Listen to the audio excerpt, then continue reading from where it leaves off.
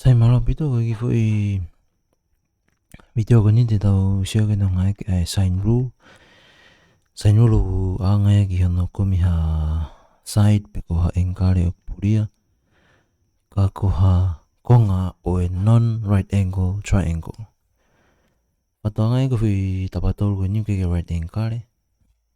Mau pe tafaka ko ni mau me tafaka ko wa fitu. Pe ako ko eke ni write your answer correct to the small place. Find the length of side PQ. Eke mai tafaki ko tafaku eke mai. Sai. Ta shi ke la ko Sine Rule. Sine Rule ko no fato ko rule ko Sine Rule ko A over sine A equals B over sine B. Tatawag C over sine C. Heke ABC mau pe. Depend be he hono kale ame ko ko to ko new PQR ya.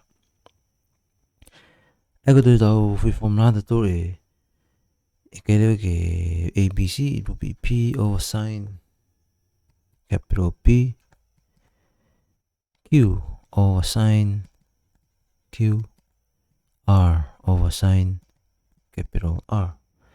Pag van capital letters ko nyug na fafungan ito van engkali. Now, eke me tafaki ko. Tafaki ko side dia o engkali ko R. Ek mahino maya ko R CCE. I'll call this small r. R lahilewa ay wafitu ko. So if I list this down, R ko kita ilo, capital R ko engkale wafitu. Ika kingatay P, tamao ay P ko engkale may P ka side. Small P tatawag ka side ko wafitu. Angle P log tatawag ni mawa. Ko Q ko kiha angle Q. Pero ko pegay ma side Q ya.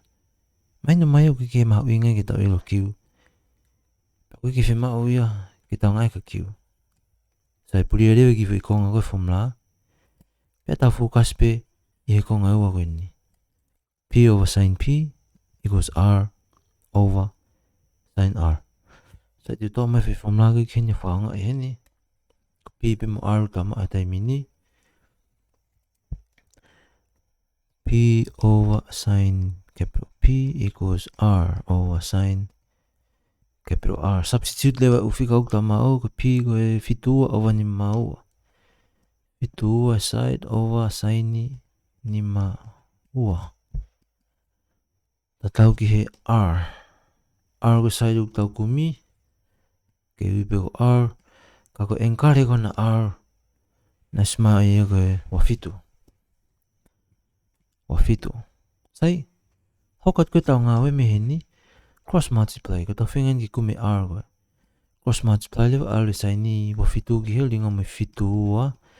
Ay pehe ya fitua sine wafitu. Kai alwe sine ni mawa dinga me R ko.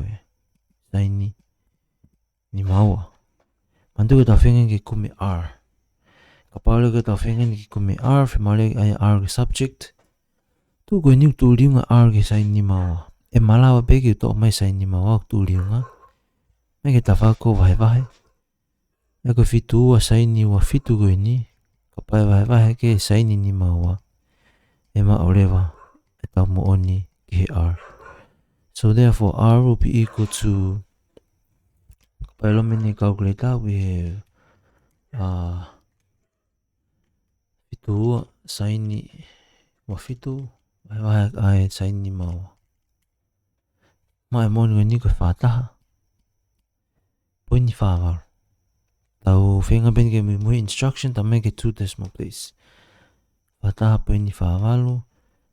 Ko R ko ni unity ta tau ben mo ko mita. Eko tali ke fe ko fataha puni fawal. To kang ke mu instructions kapag ko ekya to ke mai 2 decimal place. Sa sige fe ko ko ni was o mai ai ko ni o mai KLM ya. So kapag hanga lisi u information ko lisi mai ko ni ko k o ku ke tau ilo engkali k kui pe ko alpha. Small k pa ko alpha small k ko no taha. Ke mai emia ko mai l hiva nima. Small l fitu nima. Sai ko ta formula ko te tau ngai ki heki ki tau to hera ta no kia m because angle m inside m is not given. But using what we have side k vai kia sine angle k e pau ki ta tau ini ki he small l side l divided by sine capital L ko angle.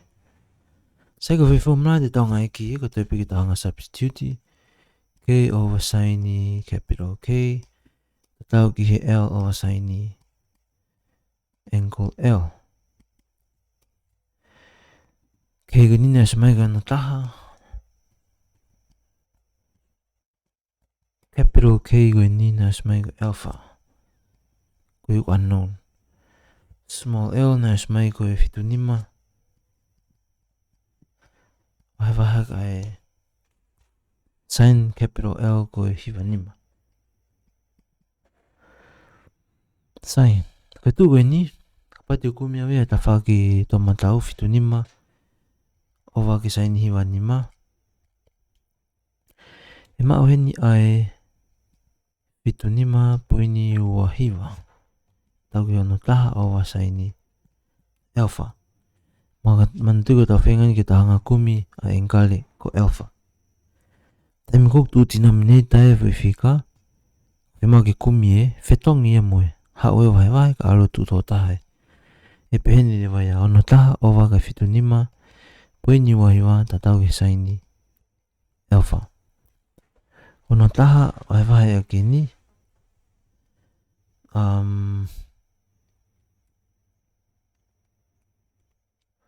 Ono taha vai ai ansa ko ni ma o noa poini walu taha no.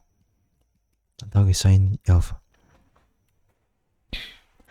Kapaleu ta whekumi alpha awe sine ni kari ake engkare. Tamku awe sine ni kari ake engkare.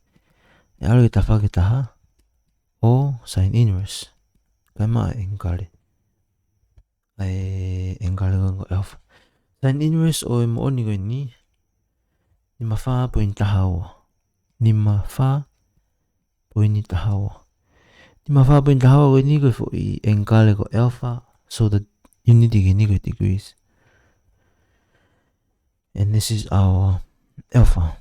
Nima taha poini taha oa degrees. Ai ko i whihui ni uak tau sisiu ki hei. Pea tau siu ki hanga hono ngai aki ai sine rule ke kumiaki. Ha side ok pulia.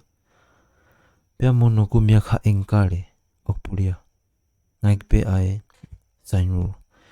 Sai ngatai pe video ko e ni pa ko e. Tu kia pe whihui pa to comment me pe Maloo pito.